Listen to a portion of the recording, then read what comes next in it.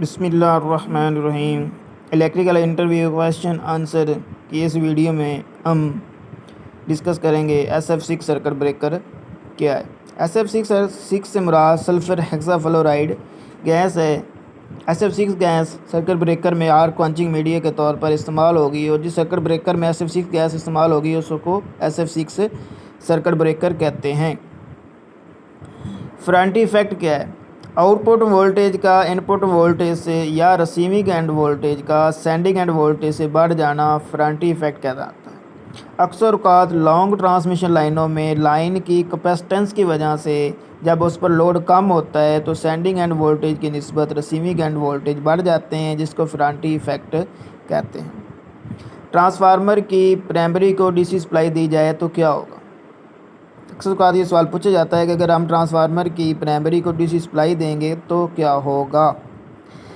Transformer کی inductance زیادہ ہوتی ہے جبکہ اس کی ریزسٹنس کم ہوتی ہے۔ ڈی سی سپلائی دینے کی صورت میں ڈی سی سپلائی میں انڈکٹنس نہیں ہوتی اور ریزسٹنس بہت کم ہوتی ہے سرکٹ کی، تو اس میں بہت زیادہ کرنٹ گزرے گا پرائمری میں سے ہائی کرنٹ فلو کی وجہ سے اس کی کوئل جل جائے گی، اس لیے اس کے علاوہ اس میں فلکس نہیں پیدا ہوگا، میوچل انڈکشن کا عمل نہیں ہوگا اور ہماری سیکنڈری میں کوئی وولٹیج انڈیوسڈ نہیں ہوں گے۔ ایچ ٹی ٹرانسمیشن لائنوں میں ہمنگ ساؤنڈ آتا ہے، یہ کیوں آتا ہے؟ ہمنگ ساؤنڈ ٹرانسمیشن لائن کے ارد گرد کی ہوا کے آئونائزڈ ہونے کی وجہ سے آتا ہے، اس کو کرونا ایفیکٹ بھی کہتے ہیں، اور یہ پاور لاس ہے۔ ٹرانسمیشن لائنوں کے کنڈکٹر کی ارد گرد کی ہوا اس میں ایک انسولیشن کے طور پر عمل کرتی ہے۔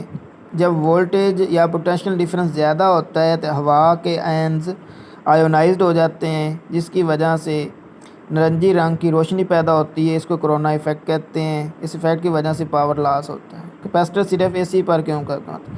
کیپیسٹر ڈی سی کو بلاک کرتے ہیں جبکہ اے سی کو گزرنے دیتے ہیں، اس لیے صرف یہ اے سی پر کام کرتے ہیں۔ الیکٹریکل سوئچ یارڈ میں پتھر کیوں استعمال کیے جاتے ہیں؟ الیکٹریکل سوئچ یارڈ میں یا سب اسٹیشن میں کے یارڈ میں اکثر اوقات پتھروں کو ڈالا ہوتا ہے۔ ان کا کام شارٹ سرکٹ کی صورت میں اسٹیپ اور ٹچ پوٹینشیل کو کم کرنا۔ اس کے علاوہ یارڈ میں گھاس اور چھوٹے پودے نہیں اگنے دیتے۔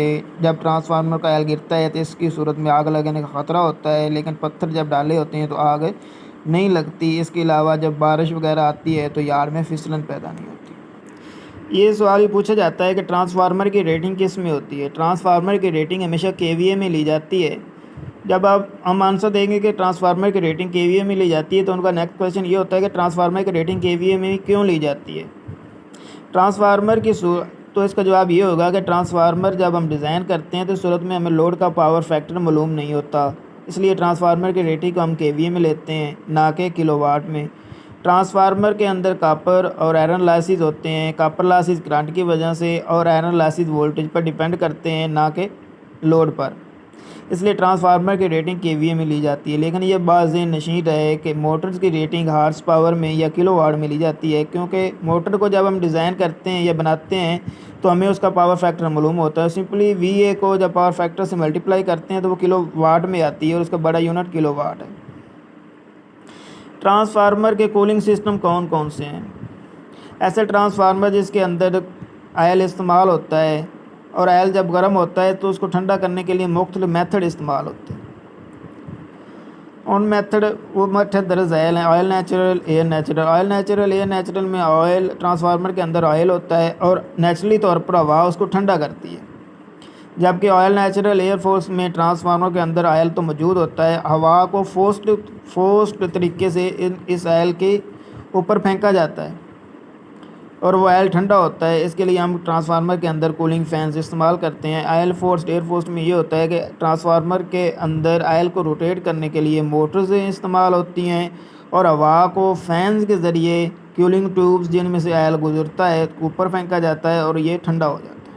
Oil forced air force natural میں یہ ہوگا کہ آئل تو فورسڈلی طور پر ٹرانسفارمر کے اندر روٹیٹ کرے گا موٹرز کے ذریعے، جبکہ ہوا نیچرلی طور پر اس کو ٹھنڈا کرتی ہے۔ اس کے علاوہ ایک اور طریقہ استعمال ہوتا ہے جس کو آئل ڈائریکٹ اور واٹر فورس کہتے ہیں۔ آئل ڈائریکٹ واٹر فورس میں یہ ہوتا ہے کہ ٹرانسفارمر کے ٹینک کے اندر آئل موجود ہوتا ہے اور پانی کو فورسلی طور پر اس کے ارد گرد جو ٹیوبز لگی ہوتی ہیں ان کے اندر سے گزارا جاتا ہے اور وہ پانی آئل کو ٹھنڈا کرتا ہے۔ شکریہ۔